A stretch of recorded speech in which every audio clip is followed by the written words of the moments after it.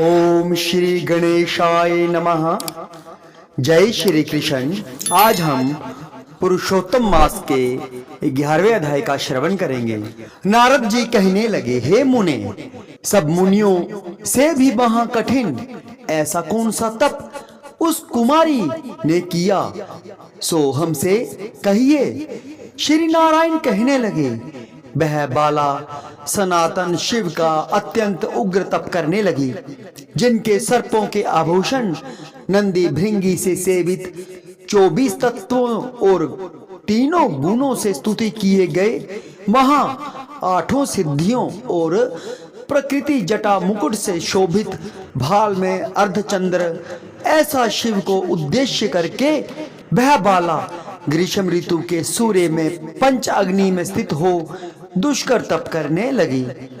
हेमंत तथा शिशिर ऋतु में ठंडे जल में स्थित मुख जल के ऊपर इस प्रकार दिखाई देती रही, जैसे जल के ऊपर कमल शोभायमान होता है। उसका ऐसा उग्र तप देखकर इंद्र महाचिंता को प्राप्त हो गया।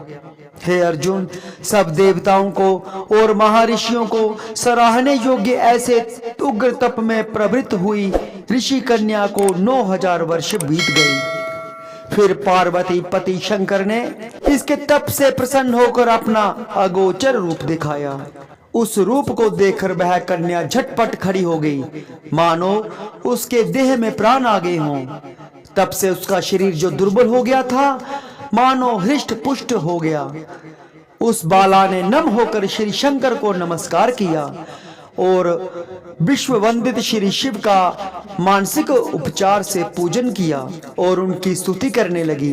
हे राजन, जब उस मेधावी ऋषि की तपस्विनी कन्या श्री शंकर भगवान की स्तुति करके शांत हुई, तब महा उग्र तप से उसका किया हुआ स्तोत्र सुनकर भगवान श्री सदाशिव बोले, हे तपस्विनी, तेरा कल्याण हो, मन वांछित वर मांग। महा आनंद में मगन कुमारी ऐसा सुनकर प्रसन्न हुए शिव जी से यह वचन बोलने लगी, हे दीनानाथ, यदि आप मुझ पर प्रसन्न हो तो मुझको पति दीजिए। ऐसा ही वह 5 बार कहकर शांत हो गई। तब शिव जी ने मुनि कन्या को कहने लगे कि हे बाला, तूने जो अपने मुख से कहा है वैसा ही होगा। तूने 5 बार पति मांगा है, सो हे सुंदरी, तेरे 5 पति होंगे। श्री कृष्ण कहने लगे, श्री शिव जी के ऐसे अनिति प्रिय वचन सुनकर बाला बोली, हे सदाशिव, एक स्त्री के एक ही पति हो सकता है। कहीं भी स्त्री 5 पतियों वाली न देखी न सुनी। एक पुरुष के 5 स्त्री तो हो सकती है, मैं 5 पतियों वाली कैसे होंगी? आपको ऐसा कहना योग्य नहीं। हे प्रभु, ऐसा वरदान देने से आपको ही लज्जा होगी। उस कन्या के ऐसे वचन सुनकर श्री शिव कहने लगे कि इस जन्म में नहीं, अगले जन्म में होंगे। वहां तू अग्नि से उत्पन्न सुख को प्राप्त होकर परम पद को प्राप्त होगी। दुर्वासा मेरा ही रूप है, तूने उनका तिरस्कार किया। यदि दुर्वासा को पायमान हो जाए तो तीनों लोगों को जला देवे। तूने अत्यंत ब्रह्म तेज का तिरस्कार किया और तूने भगवान के प्रिय पुरुषोत्तम मास का व्रत नहीं किया, जिसको श्री कृष्ण भगवान ने सब ऐश्वर्य सौंप दिया।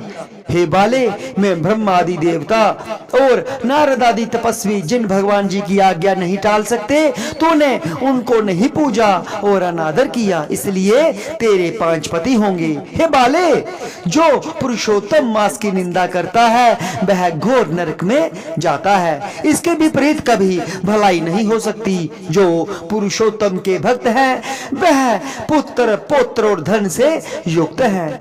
हम सब देवता भी पुरुषोत्तम की सेवा करते हैं। इस प्रकार कहकर श्री नीलकंठ महादेव तत्काल अंतर्ध्यान हो गए। तब वह बाला चकित रह गई। सूत जी कहने लगे, हे ऋषियों, सदाशिव के अंतर्ध्यान होने पर उस कन्या को भी चिंता हो गई। जय श्री कृष्ण।